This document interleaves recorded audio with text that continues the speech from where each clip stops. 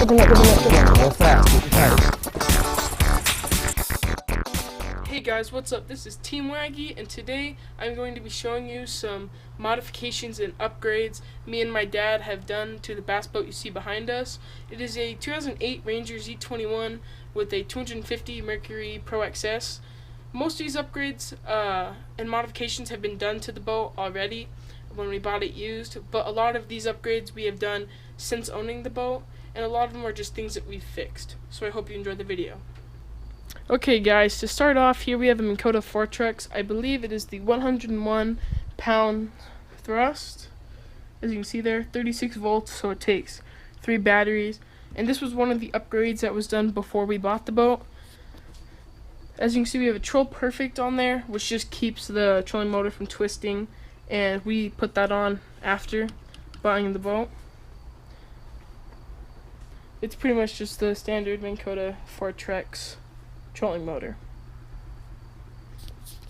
There's the ram mounts here. These were already there when we had the boat. As you can see there, we have our P-line pliers, and they've just been, the sheath has been zip tied to the pole, so it's easy to get to when you're fishing. So I think that's a pretty cool modification. This is just part of the battery box. Now we're going to go into the back of the boat and work our way forward, because I can talk about a lot of things over here. So let's quickly get into the boat. I just want to make sure I don't step on anything crucial. Okay, so as you can see over there, I'll get a closer look here in a second. That is a flow right drain plug switch. So pretty much our old drain plug, you have to crawl under there and unplug it or unscrew it. It hangs there and then you let the water flow out. That is pretty tough.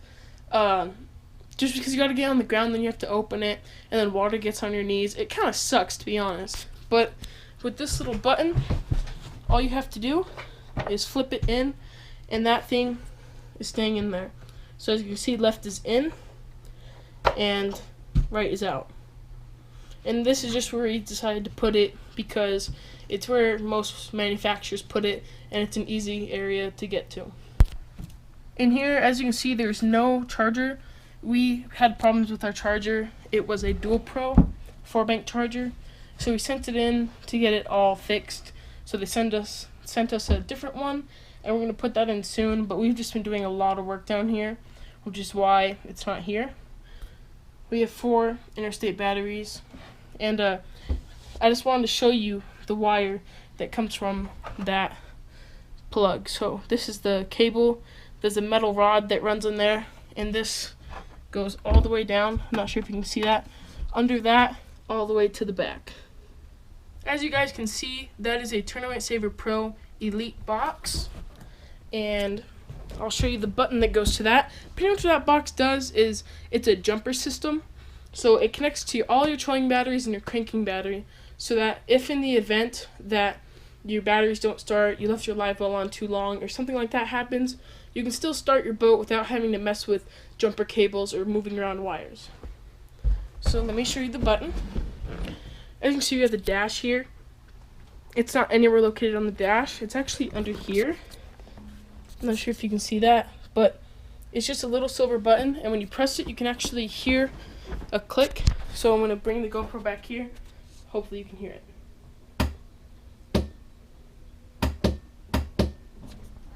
So when you hear that click, that means that it engages. So what you do is you hold that down while trying to start it, and it will usually start for you.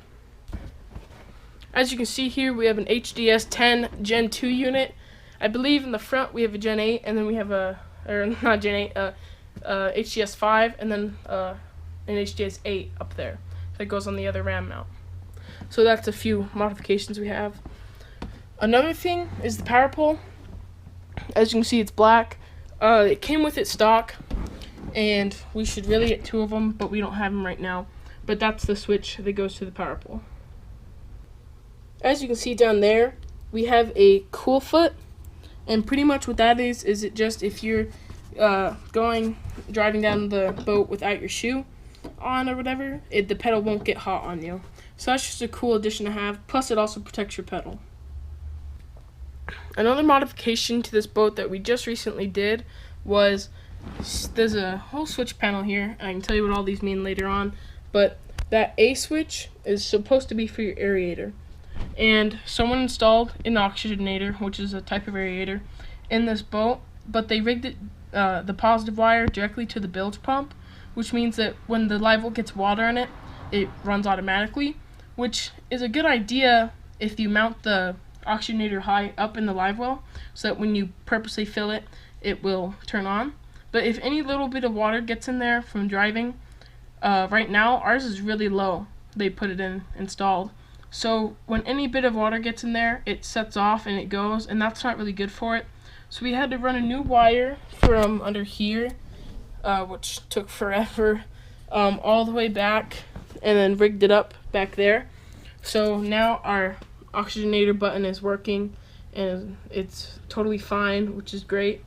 So that's one of the modifications that we did, and it was a very painstaking process. So this is my GoPro mount.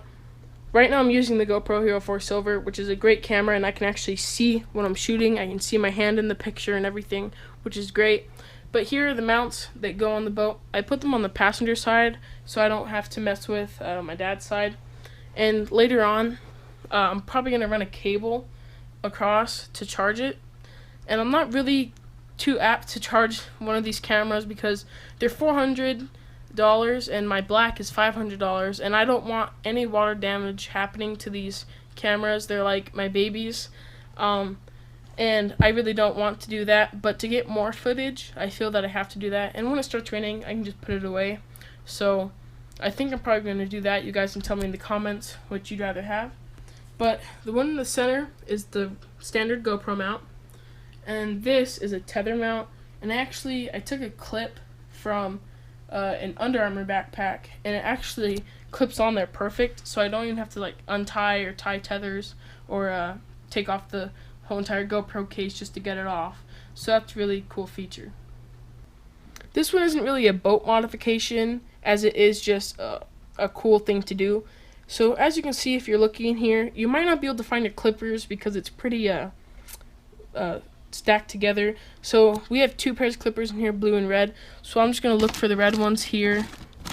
And as you can see, they're way under there.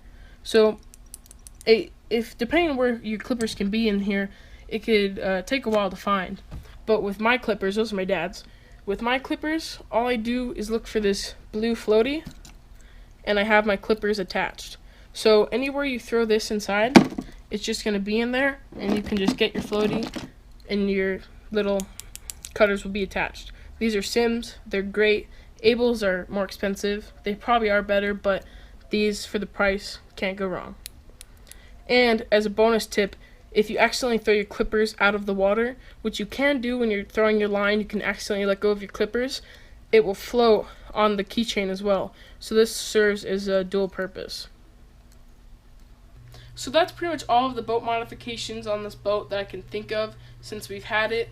A few other things that aren't really modifications but that have happened that we have to fix are, we have a transducer plate for our side imaging that goes on the bottom of our jack plate, and we hit a log and bent it really bad.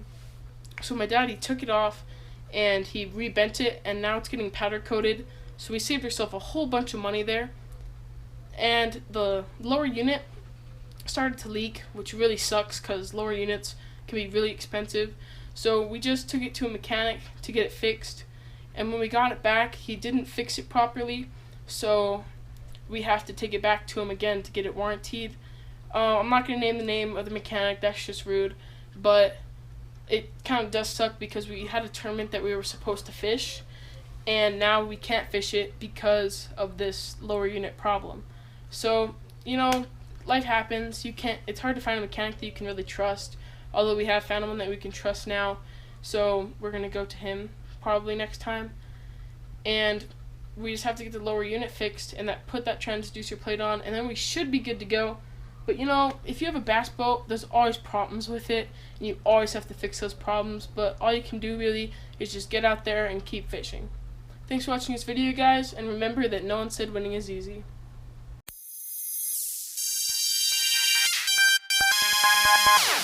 Bye.